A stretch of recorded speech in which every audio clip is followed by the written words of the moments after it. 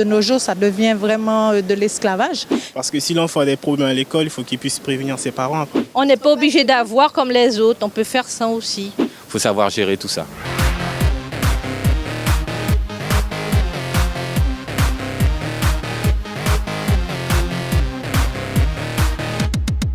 Le téléphone portable, ce petit bijou de la technologie, est devenu indispensable à de nombreuses personnes, y compris les enfants.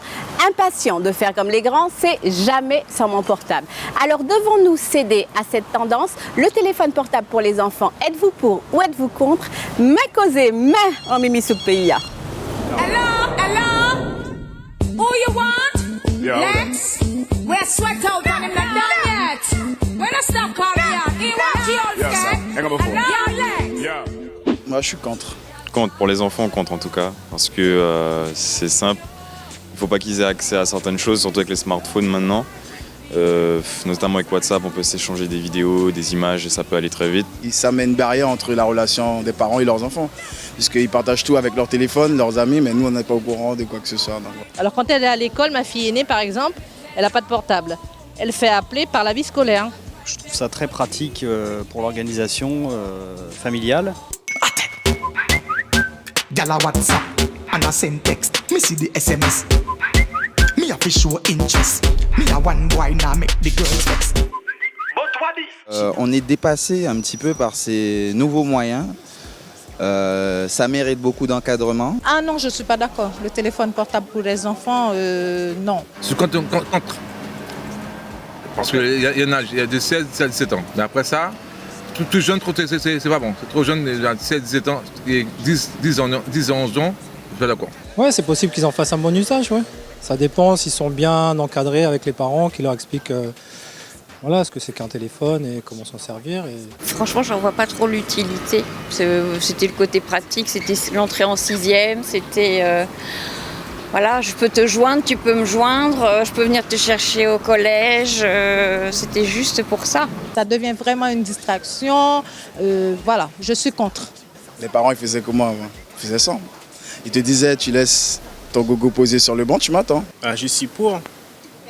Parce que si l'enfant a des problèmes à l'école, il faut qu'il puisse prévenir ses parents après. Les concepteurs de tablettes et de téléphones portables eux-mêmes, les grands industriels, ne donnent pas accès à ces jouets aux enfants, en fait, parce qu'ils considèrent que, voilà, sans doute, les relations humaines sont plus complexes et plus intéressantes pour leurs enfants que l'usage des téléphones portables et des tablettes.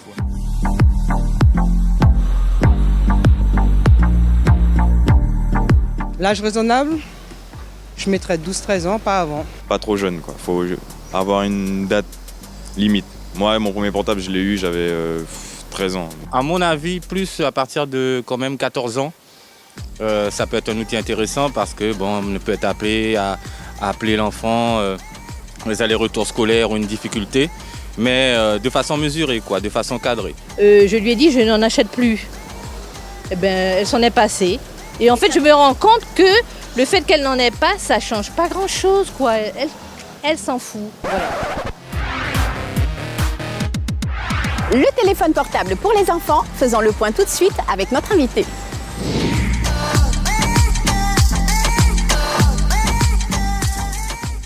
Madame Rolande Middleton-Califf, bonjour. Bonjour. Vous êtes vice-présidente de l'UDAF, l'Union départementale des associations familiales. Oui. Alors nous avons pu voir, selon les différents témoignages recueillis, eh bien que la tendance est plutôt au contre pour l'utilisation des portables pour les enfants. Est-ce que ça vous surprend? Oui, ça me surprend parce que le temps d'aujourd'hui, c'est celui des portables et de la communication et que tous les enfants ont envie d'avoir un portable, mais ce sont les parents qui doivent décider à quel moment ils vont leur en donner et qui doivent définir les règles d'utilisation du portable.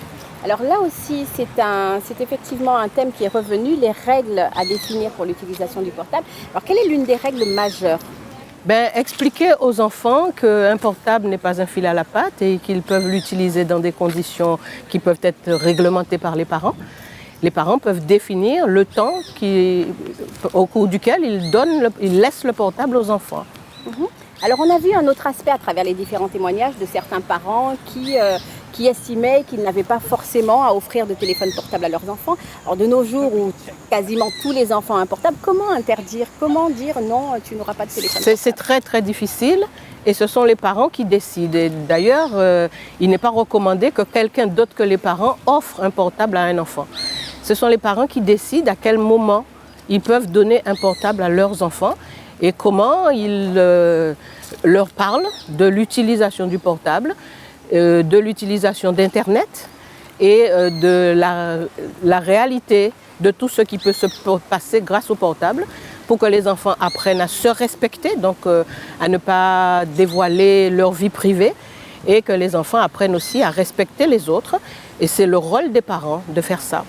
Donc en fait, lorsqu'un enfant possède un téléphone portable, on sait bien qu'on n'est pas à l'abri des conflits et ce sont donc des choses à gérer pour les parents. Comment est-ce qu'on peut procéder? Est-ce qu'il y a un mode d'emploi finalement? De toute façon, avec les adolescents, tout est source de conflit. Et le portable peut être effectivement une source de conflit, mais si le parent a défini des règles de fonctionnement claires, acceptées par l'enfant, parce qu'on peut lui faire signer le contrat, c'est aussi une manière de l'engager dans la vie. Et le parent met en œuvre les règles qu'il a définies, parce qu'il faut savoir aussi que si l'enfant fait quelque chose d'illégal, s'il est mineur, ce sont les parents qui sont responsables. Donc l'autorité parentale doit à tout moment prévaloir sur tout le reste. Très bien. Rolande Middleton-Califf, on ne déroge pas à la règle. Merci beaucoup pour cette entrevue. Merci. C'était votre émission Mimi Souk pour être au cœur de la vie du pays. Nous avons parlé des téléphones portables qui ne sont pas des jouets mais qui fascinent les enfants.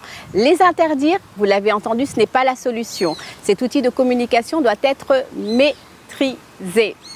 En conséquence, ayons l'œil et surtout prêtons l'oreille en Mimi Souk PIA.